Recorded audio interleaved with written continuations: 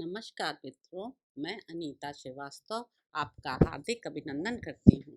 श्रीमद् वाल्मीकि रामायण में आज का प्रसंग है विश्वामित्र जी का श्री राम से सिद्धाश्रम का पूर्व वृत्तांत बताना और उन दोनों भाइयों के साथ अपने आश्रम पहुंचकर पूजित होना।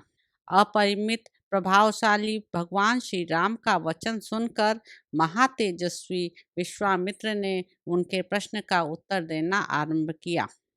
महाबाहु श्री राम, पूर्व काल में यहाँ देव वंदित भगवान विष्णु ने बहुत वर्षों एवं 100 युगों तक तपस्या के लिए निवास किया था। उन्होंने यहाँ बहुत बड़ी तपस्या की थी। यह स्थान महात्मा वामन का वामन अवतार धारण करने को उद्यत हुए श्री विष्णु का अवतार ग्रहण करने से पूर्व आश्रम था। इसकी सिद्धाश्रम के नाम से प्रसिद्धि थी, क्योंकि यहाँ महातपस्वी विष्णु को सिद्धि प्राप्त हुई थी। जब वे तपस्या करते थे, उसी समय विरोचन कुमार राजा बलि ने इंद्र और मरुद गणों के साथ समस्त देवताओं को पराजित करके उनका राज्य अपने अधिकार में कर लिया था। वे तीनों लोकों में विख्यात हो गए थे। उन महाबली महान असुर राज ने एक यज्ञ का आयोजन किया। उधर बलि यज्ञ में लगे हुए थे, इधर अग्नि आदि देवता स्वयं इस आश्रम में पधार कर भगवान विष्णु से बोले, सर्वव्यापी परमेश्वर, विरोचन कुमार बलि एक उत्तम यज्ञ का अनुष्ठान कर रहे हैं। उनका वह यज्ञ संबंधी नियम पूर्ण होने से पहले ही हमें अपना कार्य सिद्ध कर लेना चाहिए।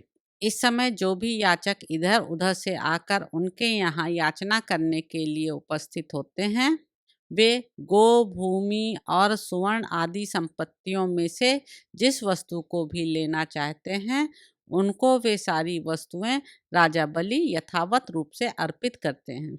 अतः विष्णु, आप देवताओं के हित के लिए अपनी योग माया का आश्रय ले वामन रूप धारण करके उस यज्ञ में जाइए और हमारा उत्तम कल्याण साधन कीजिए।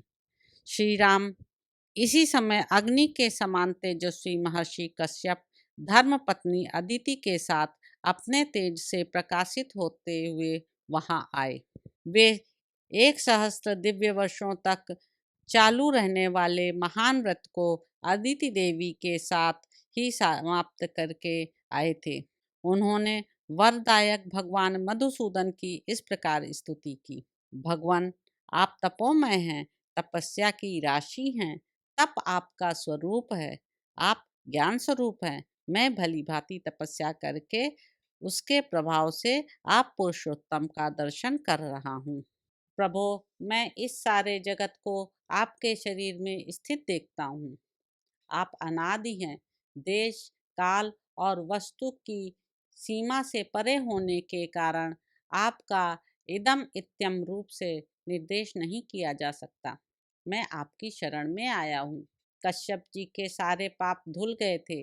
भगवान श्री हरि ने अत्यंत प्रसन्न होकर उनसे कहा, महर्षि, तुम्हारा कल्याण हो। तुम अपनी इच्छा के अनुसार कोई वर मांगो, क्योंकि तुम मेरे विचार से वर पाने के योग्य हो। भगवान का यह वचन सुनकर मरीचि नंदन कश्यप ने कहा, उत्तम व्रत का पालन करने वाले वरदायक परमेश्वर, संपूर्ण देवताओं की, अदिति की तथा मेरी भी आपसे एक ही बात के लिए बारंबार याचना है। आप अत्यंत प्रसन्न होकर मुझे वह एक ही वर प्रदान करें। भगवान निष्पाप नारायण देव, आप मेरे और अदिति के पुत्र हो जाएं। असुरसूदन, आप इंद्र के छोटे भाई हों और शोक से पीड़ित हुए इन देवताओं की सहायता करें। देवेश्वर भगवान, आपकी कृपा से यह स्थान सिद्धाश्रम के नाम से विख्यात होगा। अब आपका तप रूप कार्य सिद्ध हो गया है, अतः यहाँ से उठिए। तदंतर महातेजस्वी भगवान विष्णु अदिति देवी के गर्भ से प्रकट हुए और वामन रूप धारण करके विरोचन कुमार बलि के पास गए। संपूर्ण लोकों के हित में तत्पर रहने वाले भगवान विष्णु बलि के अधिकार से त्रिलोकी का राज्य ले लेना चाहते थे। अतः उन्होंने 3 पग भूमि के लिए याचना करके उनसे भूमि दान ग्रहण किया और तीनों लोगों को आक्रांत करके उन्हें पुनः देवराज इंद्र को लौटा दिया।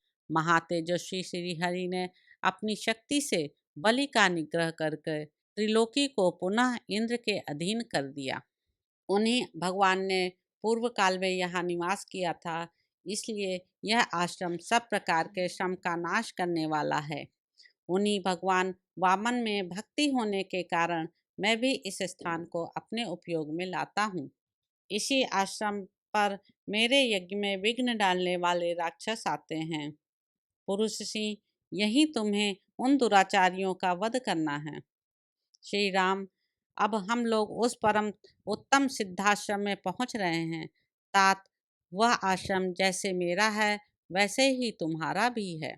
ऐसा कहकर महामुनि ने बड़े प्रेम से श्री राम और लक्ष्मण के हाथ पकड़ लिए और उन दोनों के साथ आश्रम में प्रवेश किया। उस समय पुनर्वसु नामक दो नक्षत्रों के बीच में स्थित तुषार रहित चंद्रमा की भांति उनकी शोभा हुई।